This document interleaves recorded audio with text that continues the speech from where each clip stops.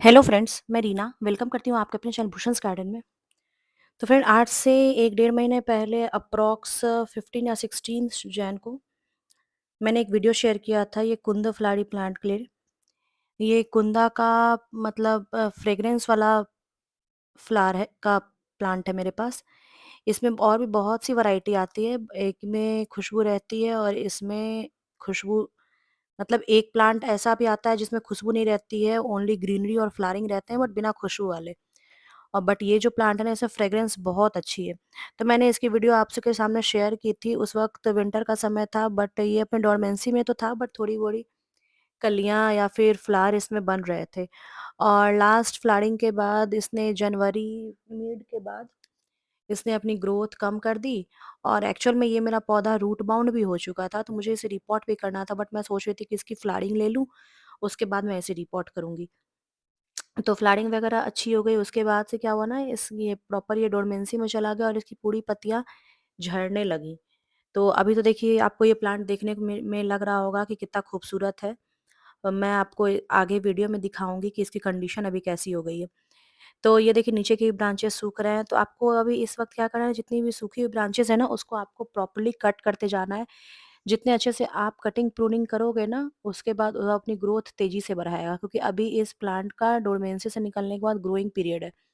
तो आप इस प्लांट को अभी रिपोर्ट कर दो या फिर अभी अगर आप चाहते हो तो आप नर्सरी से लाकर इसे अपने घर में लगा सकते हो। तो ये आपको हार्डली ₹100 के अंदर में मिल जाती है और थोड़ा मैच्योर प्लांट चाहिए आपको तो 150-200 के रेट में मिल जाती है। तो ये किसी भी नर्सरी में आप कुंदा फ्लावरिंग प्लांट के नाम से खोजोगे ना तो वो आपको दे देंगे। तो अभी तो देखिए इसमें हो गई या फिर मोगरा में हो गई, इन सब में अभी ग्रोथ जस्ट स्टार्ट हुई है। तो आपको इसे बढ़िया से फर्टिलाइज़र वगैरह देना है और अच्छे से इसकी गुड़ाई करके इसमें अच्छे से फर्टिलाइज़र डाल के इसे प्रॉपर धूप में रख देना है। ये एक ऐसा पौधा है जो आपका समझिए कि साल में 2-3 महीना ही ऐसा है जिसमें फ्लावरिंग नहीं देता है वरना इसमें फ्लावरिंग कंटीन्यूअसली चलती रहती है। तो फ्रेंड अगर आप चाहते हो तो आप अभी इस नर्सरी से जाकर इस प्लांट को परचेज़ कर सकते हो और इसको प्रॉपर धूप चाहिए, जितनी अच्छी सनलाइट आप इसे दोगे ना उतनी अच्छी ये अपनी ग्रोथ करेगा। शेमी शेड वाला ये प्लांट है नहीं। कोई भी फ्लावरिंग प्लांट को ना धूप बहुत अच्छे से चाहिए। अभी देखिए मेरे गार्डन की कंडीशन कैसी है। फुल ब्लूमिंग्स में चल रहे हैं मतलब कि बोगनविला से लेकर गेंदा तक में सब में फ्लावरिंग अभी अच्छे से आ रही है। तो अभी मैं आपको दिखाऊँगी कि इसने अभी अपनी पत्तियाँ गिराई और ये किस तरीके का दिख रहा है। इस प्लांट को ना आपको रिपोर्ट करने के लिए या फिर अगर आप छोटे से पैकेट में नर्सरी बैग से लाते हो तो आपको एटलीस्ट 8 या 10 या 12 इंच के पॉट देने चाहिए। 12 इंच के पॉट अगर आप देते हो तो 2, 3, 4 साल तक तो आपको कुछ 2-3 साल तक आपको रिपोर्ट करने की ज़रूरत नहीं है। देखिए इसमें ये रेड सॉइल में लगा हुआ है, तो मुझे इसे भी रिमूव करनी है, तो फिलहाल अभी तो इसकी फ्लावरिंग मैं चलने देती हूँ। जैसे-जैसे फ्लावरिंग इसकी हो जाएगी, उसके बाद मैं इसे रिपोर्ट करूँगी। रिपोर्ट तो मुझे करना है बट मैं थोड़ा बाहर के दिनों में करना चाह रही हूँ।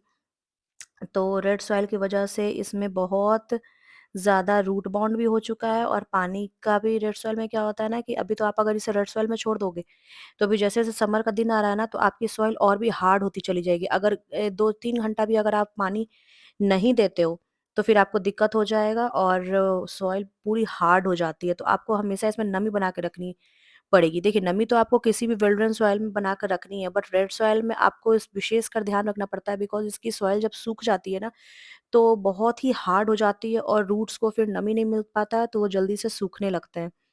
तो मैं आपको इसकी कंडीशन दिखाती हूँ कि इसने अभी डोरमेंसी के बाद इसने अपनी अपनी कंडीशन कैसी रखी है। पूरी की पूरी पत्तियाँ इसकी झड़ चुकी हैं और कभी भी आप रिपोर्टिंग करो ना या फिर कटिंग प्रूनिंग करो तो इसका आप समय का हमेशा ध्यान रखो।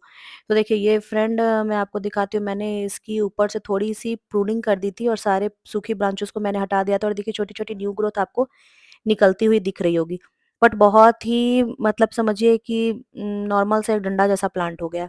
बट ये हरा-भरा हो जाएगा जैसे-जैसे गर्मी थोड़ी बढ़ेगी ना तो ये प्लांट फिर वापस से अपने कंडीशन को सुधारने लगेगा। तो ये मैं अभी इसे पॉट से निकालती हूँ बिकॉज़ इसकी सॉइल बिल्कुल हार्ड हो गई है। देखिए मैं आपको दिखाती हूँ और इसमें चींटियों का भी बहुत अटैक हुआ है तो चींटियों के लिए तो मैं हल्दी का स्प्रे कर दूँगी या फिर कोई भी मतलब नीम खली मैंने इसमें ऐड नहीं किया था लास्ट टाइम जब मैं नर्सरी से लाई थी, उसके बाद से ये तो नर्सरी पॉट में ही था। बट आपको कभी भी कोई भी प्लांट लगाने के लिए ना आपको सबसे पहले उसमें नीम खली तो ज़रूर से ऐड करनी चाहिए बिकॉज़ देखिए इसमें थोड़ी-मोड़ी चींटियाँ मुझे दिख रही हैं और वो भी रेड चींटी है। तो सॉइल आपको दिख रहा होगा, मैं इसमें रोज़ वाटरिंग देती हूँ। बट बावजूद इसके इसकी सॉइल बिल्कुल रूट बाउंड हो चुकी है और इसमें आपको फीडर रूट्स तो दिख रहे होंगे, बट क्या है ना कि उसे न्यूट्रिशन नहीं मिल पा रहा है क्योंकि सॉइल आप कितना भी इसको अच्छा बनाकर चलो रेड सॉइल को, उसमें आपको दिक्कत आगे जाकर आती ही है। तो मैं अभी इसकी पूरी की पूरी सॉइल रिमूव कर दूँगी। र रिमूव करने के बाद मैं इसे वेल ड्रेन सैंड और सॉइल वाले अपने जो मैंने सॉइल मीडिया तैयार किया है उसमें 50% सॉरी 30-40% सैंड है, 30-40% सॉइल है और 20% के अप्रॉक्स में मैंने उसमें फर्टिलाइज़र ऐड किया है। तो आपको भी अभी के समय में अपनी सॉइल ऐसी ही तैयार करनी है और हर एक प्लांट को आप ऐसे ही वेल ड्रेन सॉइल में लगाइए।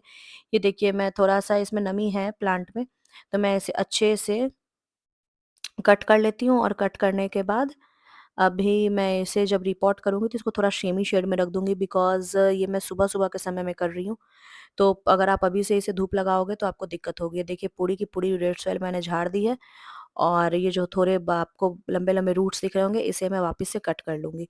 और ये देखिए मेरी सॉइल मीडिया तैयार है और इसमें मैंने कंपोस्ट के तौर पे क्या-क्या लिया है। सबसे पहले तो मैंने इसमें नीम खली और सरसों खली दोनों का ऐड किया है और राख का भी मैंने इसमें ऐड किया। राख भी एक बहुत अच्छा एंटी फंगल है और ग्रोथ भी उसमें बहुत से न्यूट्रिशन भी होते हैं।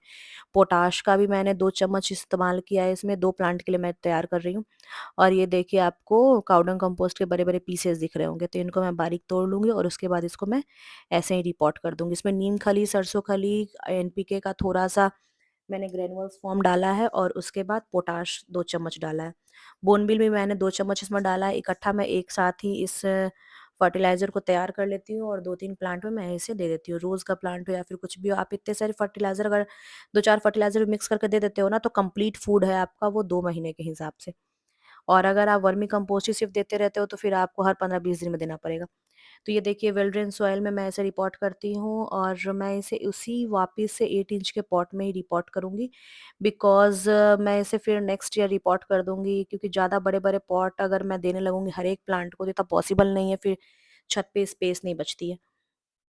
तो ये मैंने वापिस से अपनी ये जो राख है ना, इसको मैं थोड़ा-सा तोड़ लेती हूँ ताकि एंटी फंगल का भी काम करे और राख में बहुत से पोषक तत्व होते हैं, तो आप इसका इस्तेमाल ज़रूर अपने प्लांट में करें। फूल वाले और फल वाले पौधे में राख का इस्तेमाल आप कीजिए, आपको रिज़ल्ट मतलब समझिए हफ़्ता 10 दिन के अंदर आपको समझ में आने लगेगा, राख के डालने का इम्पोर्टेंस। तो ये सारे फर्टिलाइज़र को मैं एक साथ मिक्स कर लेती हूँ और जो बड़े-बड़े पीसेज़ में मैं उसे थोड़ा बारीक तोड़ लेती हूँ। कावडंग में थोड़े से सूखने के बाद वो हार्ड हो जाते हैं, तो आपको अच्छे से बारीक तोड़ लेना है। और इसके बाद जो मैंने रूट बॉन्ड प्लांट की सॉइल हटाई थी, उसको मैं वापस से इसी 8 इंच के पॉट में रिपोर्ट कर देती हूँ। तो अभी अगर आप मैं अभी इसे रिपोर्ट करती हूँ ना, तो ये अगले 1 डेढ़ साल के लिए आराम से इसमें परफ़ॉर्म करेगा। फिर उसके बाद आने वाले समय में मैं इसकी रिपोर्टिंग करूँगी क्योंकि सबको इतना बड़ा-बड़ा गमला पॉसिबल नहीं होता है कि दे पाऊँ। तो वापस से मैंने इसमें थोड़ा-सा जो बड़े-बड़े पीसेस थे कम इस उसके काऊ डंग के उसको मैंने तोड़ लिया और अब मैं इस प्लांट को इसमें डालती हूँ और वापस से मैं इसमें सॉइल को फिक्स कर देती हूँ। सॉइल को फिक्स करने के बाद आपको एक चीज़ का ध्यान बहुत इम्पोर्टेंट है, वो चीज़ आपको सेमी शेड में ही रखना है कम से कम 3-4 दिन और आज जो आप इसमें वाटर दोगे ना, उसके बाद आप 3-4 दिन बाद इसमें वाटरिंग देना। जैसे आपको ऊपर की सॉइल थोड़ी-सी सूखी हुई दिखे बिकॉज़ अगर आपने आज वाटर दिया और आप उसे सेमी शेड में रख रहे हो, तो उसकी सॉइल सूखेगी भी नहीं और वापस से आप उसमें फिर से ऐड करते जाओगे पानी तो नीचे से फंगस लगने लगेगा फिर। तो आपको इस बात का ध्यान रखना है और उसके बाद मैंने इसमें थोड़ा-सा Epsom salt half table spoon 1 मग पानी में डिज़ोल्व करके मैं इसमें वापस से डाल दूँगी ताकि इसकी जो भी रूट थोड़ी-मोड़ी डिस्टर्ब हुई है ना, वो स्टेबल हो जाए और बहुत ही फ़ास्ट ग्रोथ प्लांट अपनी आने वाले समय में करे। तो अभी के समय में आप फ्रेंड कोशिश करो कि अपने सारे प्लांट को रिपोर्ट कर लो बिकॉज़ फिर जैसे समय चला जाता है ना, उसके बाद बहुत अफ़सोस होता है कि हमने रिपोर्ट नहीं किया। एक तो अभी है, उसके बाद आप जुलाई-अगस्त में भी इसकी रिपोर्टिंग कर सकते हो हर एक प्लांट की। और ये जो मैंने आपको ये कट करके दिखाया ना कि मैंने इसके ब्रांचेज़ वगैरह को सूखी-सूखी ब्रांचेज़ को कट किया, ये मैंने हफ़्ता 10 दिन पहले किया था। तो अगर आप रूट प्रूनिंग भी कर रहे हो और ब्रांच प्रूनिंग भी कर रहे हो, तो आप कोशिश करो कि दोनों काम एक साथ ना करो। अलग-अलग समय पे करोगे ना तो प्लांट बहुत ज़्यादा शॉक में नहीं जाएगा। अभी देखिए मुझे इसकी न्यू ग्रोथ दिखने लगी, तो मैंने इसे वापस से रिपोर्ट कर दिया। तो ओके फ्रेंड्स ऐसे ही आप मेरे साथ बने रहिए और मेरे चैनल को सब्सक्राइब कर लीजिए और अपने फ्रेंड्स और फैमिली के साथ शेयर कीजिए। Okay friends, bye, take care.